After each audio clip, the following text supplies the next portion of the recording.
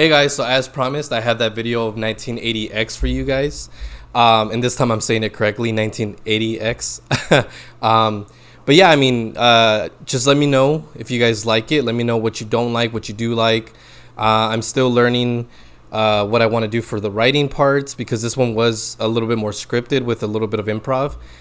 For the next video, I think I want to do just a natural, conversation back and forth with nobody, the camera.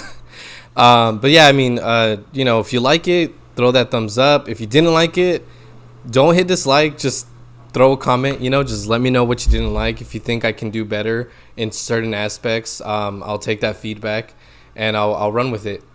And but yeah, without further ado, enjoy the video.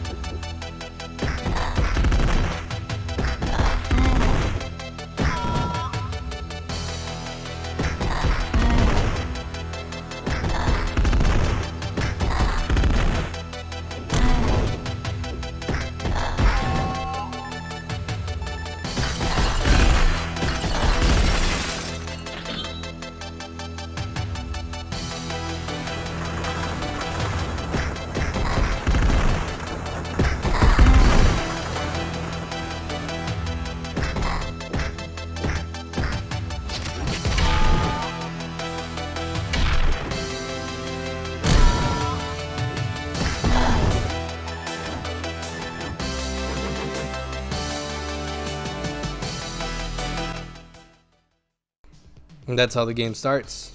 No words, no objectives. It's just a beat 'em up with a great style and even better music reminiscent of the Streets of Rage series from back in the days of the Sega Genesis. This game does have a lot more than just a familiar style connecting it to Streets of Rage, however. That composer that's filling your ear holes with punchy beats right now? Well, that's none other than Yuzo Koshiro. And he's composed games like the aforementioned Streets of Rage and even Sonic the Hedgehog. He's kind of a legend in the industry.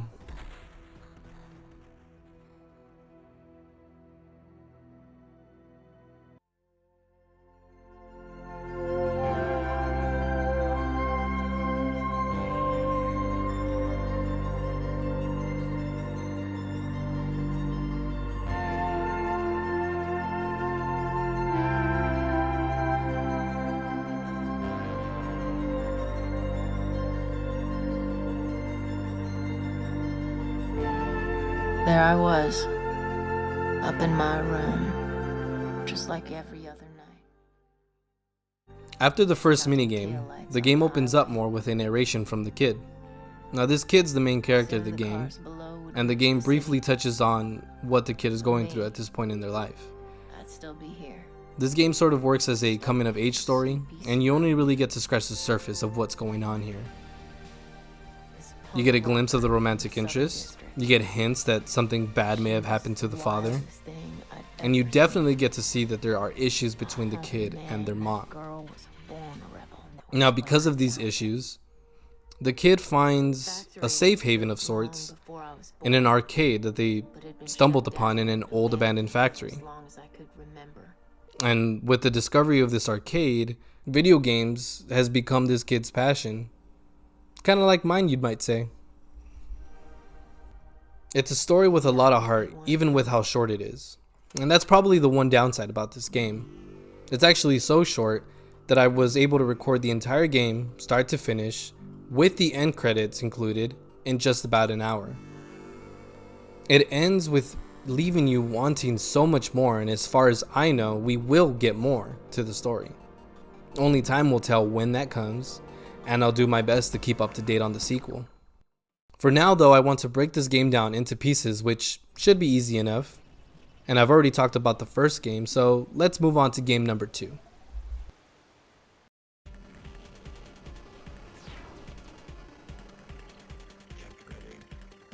Out of the Void is the next game up on our list, and it's a shoot 'em up type of game. Now this one's leaning into the roots of games like Gradius from the past. And there's 3 parts to this game, ending with a badass robot boss fight that reveals a bloody inside as it seemingly runs away from you. This game, as another later on, seems to not have much of a connection to the overall narrative. In the first game, at the very least, the character bears a striking resemblance to the kid. But the lack of connection doesn't affect the gameplay, and it's honestly a lot of fun to play. Now this is where I wish that there was some randomness to all these games, because I really do like replaying this game, mostly just to get the music back into my head.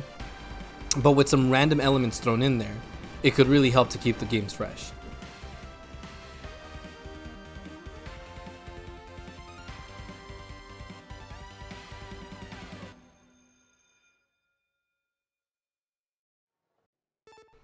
The next game up is probably the one I rank the highest, The Runaway. It's one of those old school race against the clock type of games like Outrun, which in itself has spawned a whole style in the modern days with big Hollywood movies like Drive, having that Outrun vaporwave aesthetic.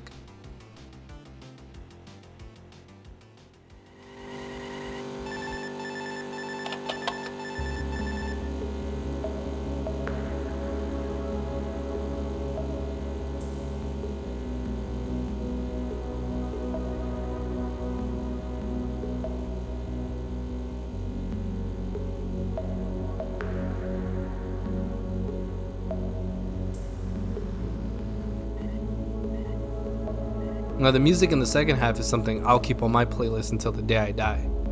Mellow soft beats, it's just you and the road. Then the narration starts. Almost every night. Standing there beside the other players, watching every move. And this is the only their game the kid fingers narrates made. over, and it really helps to show that video games is becoming a This was big the part in their real life. thing. How to them, another life was life just one credit away. One credit away.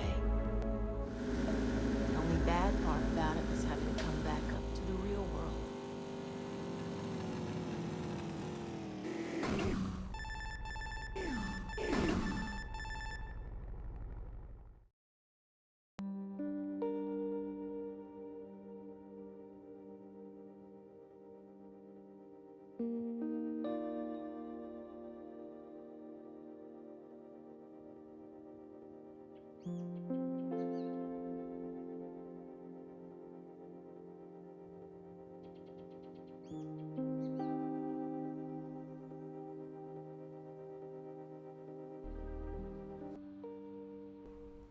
Then we take a break from the games, and you get a glimpse of what seems to be, at least in my opinion, depression that's setting in.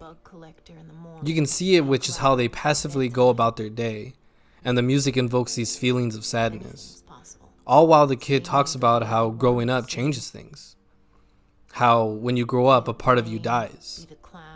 How when you were a kid, it used to be so easy to have fun. And how when you're in high school, kids can be pretty brutal, and they label you in the most convenient ways. And then, that's who you are.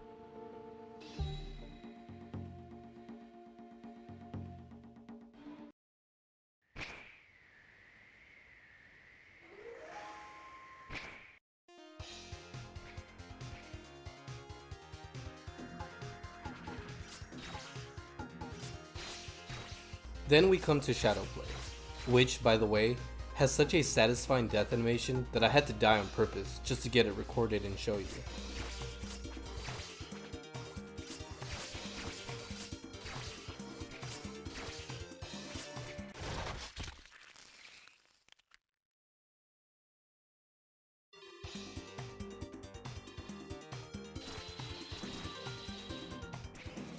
This game is a hack and slash style game, and unfortunately this wasn't a genre that I really got to experience as a kid, so I don't have a game to compare it to, but it's still a lot of fun.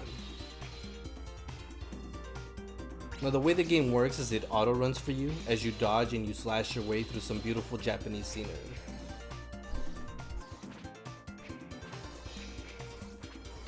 For how repetitive this game is, it's actually a lot of fun trying to keep up with the pace that the game sets up for you.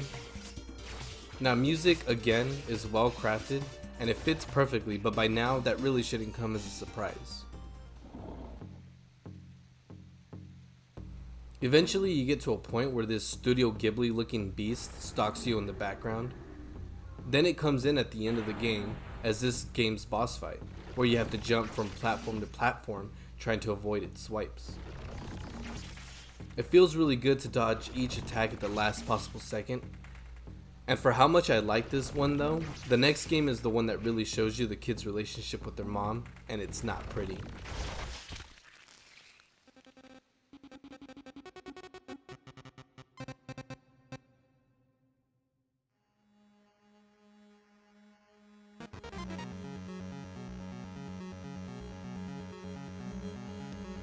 Kill Screen is the final game that you play, and it's the one that holds the most significance. Even though it doesn't have the kid narrating over it, you do hear a computer voice antagonizing you the entire time that you play. And it becomes clear almost immediately that these are things that the mother tells her kid on a daily basis. Things like, do your homework, clean your room, you are grounded.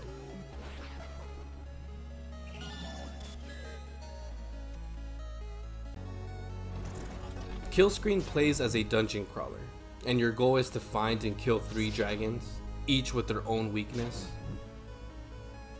Now, I'll be honest, I had no idea that these kinds of games were in arcades back in the days, but I didn't live in the 80s, so I wouldn't really know. But still, for a simplified dungeon crawler, there is enough in it to motivate you to play it through.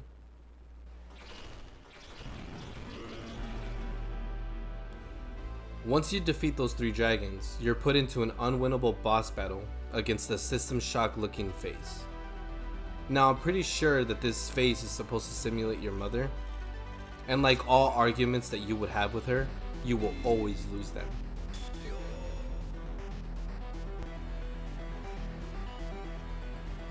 She shuts down any and all of your options one by one before destroying you.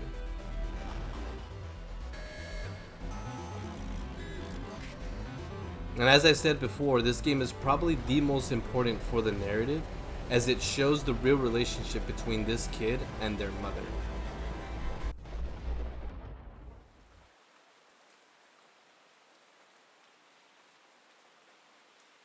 What happened that night? I honestly couldn't say. I was still there, but nothing was the same.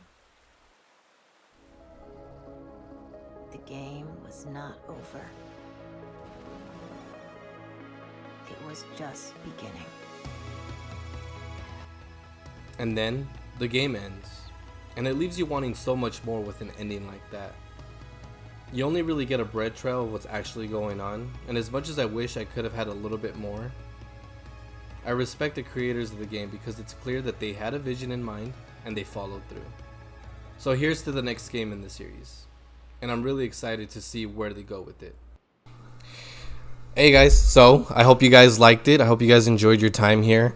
1980X is a really cool game, and I honestly recommend that if you have a Switch, or I think it's on Steam, I recommend you try checking it out. I bought it for $10, and I think it was worth the $10.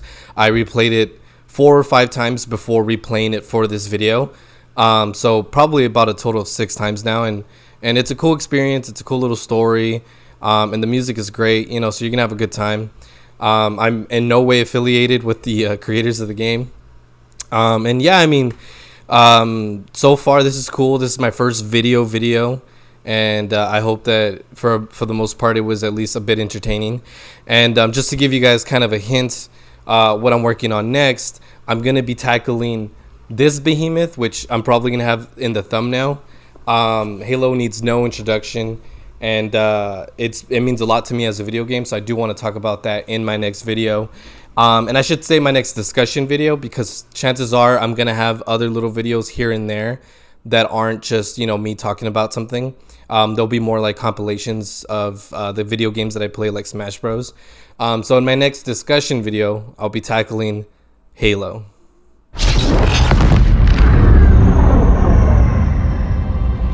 We've got a new contact, unknown classification. It isn't one of ours. Take it out. This is Not so hardcore gamer. Anyone hear me? Over. isolate that signal. Not so hardcore gamer. You mind telling me what you're doing on that ship? sir. Entertaining my viewers.